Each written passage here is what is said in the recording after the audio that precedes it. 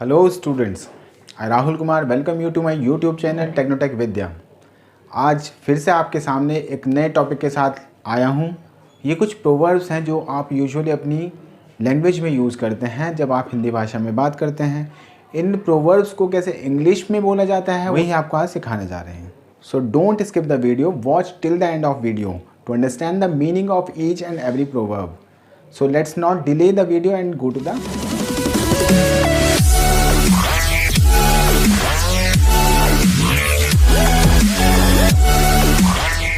पहली प्रोवर्ब की तरफ चलते हैं। तो पहली प्रोवर्ब है हमारी अधजल गगरी छलकत जाए। अधजल गगरी छलकत जाए, पहले इसका हिंदी में अर्थ समझ लेते हैं।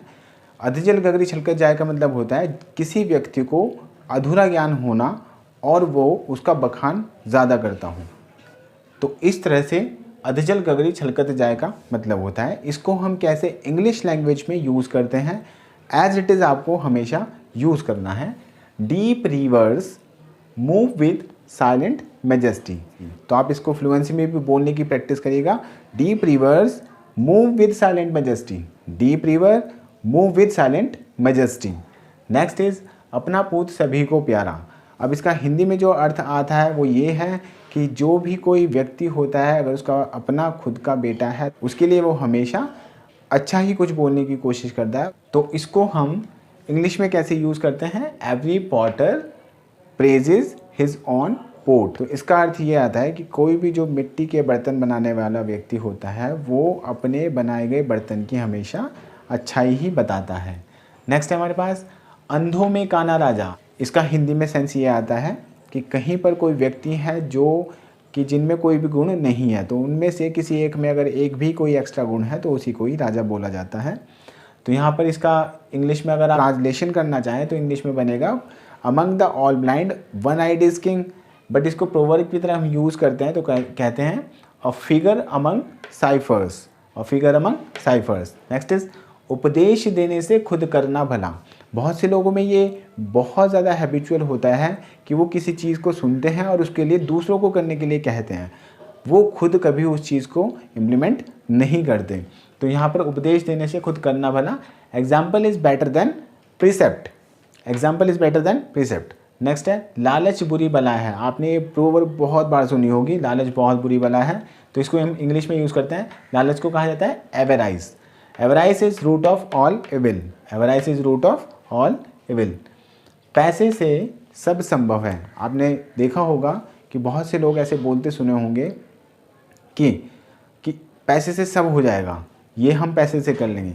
तो उसका यहाँ पर प्रोवर्ब की तरह हम कैसे यूज़ करते हैं, money makes the mayor go. Money makes the mayor go. Next है पैसे से सच दब जाता है, यानी कि सच को दबाया जा सकता है अगर आप पैसा कहीं भी खर्च करते हैं। तो ये प्रोवर्ब इस तरह से यूज़ की जाती है। प्रोवर्ब को हम कैसे इंग्लिश में बोलते हैं, when money speaks truth become silent. तो नेक्स्ट प्रोवर्ब की तरफ चलते हैं। मजबूरी का नाम महात्मा गांधी। हमारे राष्ट्रपिता का नाम इस प्रोवर्ब में आया है, बट इसका यूज़ जो है वो इसके इंग्लिश कन्वर्जेशन में नहीं किया जाता। हालांकि अर्थ ये बनता है नेसेसिटी नोज नो लॉज। इसका हिंदी में जो अर्थ बनता है, यानी कि जब आपके पास किसी चीज़ की मजबूरी होती है, किसी चीज़ को पाना होता है, तब आप किसी नियम कानून को नहीं देखते। नेक्स्ट की तरफ चलते हैं। बड़े लोगों की बड़ी बातें। तो बड़े लोगों की बड़ी बातें का मतलब होता है कि जो लोग अच्छे पदों पर होते हैं, अच्छी ऊंचाइयां छू रहे होते हैं, तो उनके लिए क्रिटिक्स भी उतने ही ज़्यादा होते हैं। तो इसको हम प्रोवर्ब में कैसे यूज़ करते हैं, high winds blow on high heels, यानी कि तेज हवाएं ऊंचे पर्वतों पर ही चलती हैं। नेक्स्ट है एक पंथ दो काज। प्रोवर्ब इम्पॉर्टेंट है जिसका यूज़ आप बहुत बार करते हैं। एक पंथ दो काज, यानी कि एक बार में दो काम को कर देना। तो इसको कैसे यूज़ करते हैं, to kill two birds with one stone. Next proverb की तरफ चलते हैं। एक सड़ी मछली सारे तालाब को गंदा कर देती है।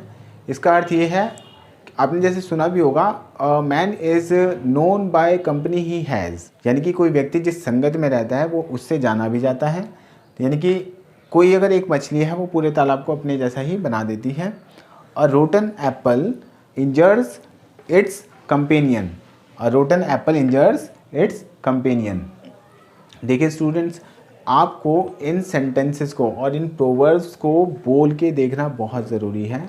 जब आप इनकी प्रैक्टिस करते हैं तभी आप इन्हें डिलीवर कर पाते हैं। नेक्स्ट है, एक हाथ से ताली नहीं बजती।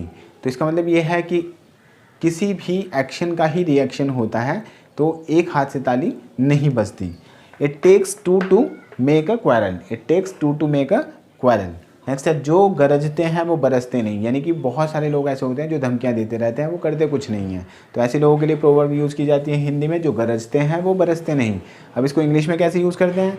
Barking dog seldom bite. यानी कि इसका मतलब है जो भौंकने वाले कुत्ते होते हैं वो बहुत कम काटते हैं।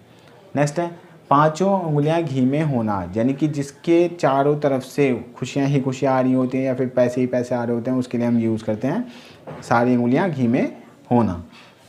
Your bread is buttered on both side. यानी कि जो आपकी ब्रेड है उसके दोनों साइड में बटर लगा हुआ है। सो स्टूडेंट्स, ये कुछ सिलेक्टेड प्रोवर्ब्स हैं जिनका यूज़ आप डेली कन्वर्जेशन में करते हैं। अगर कन्वर्जेशन में आप इनको इंग्लिश में भी यूज़ करने लग जाएंगे तो ये अपने आप ही आपसे डिलीवर होना शुरू हो जाएंगे। तो आप इनका प्रैक्टिस करना ना छोड़िएगा, प्रैक्टिस करते रहिए ताकि आप इनसे accustomed हो जाए। So students, if you like the video then share the video. If you are new to the channel then subscribe the channel and press the bell icon to get the notification of the new video. We will come back to you with a new topic in the next video. Till then, goodbye.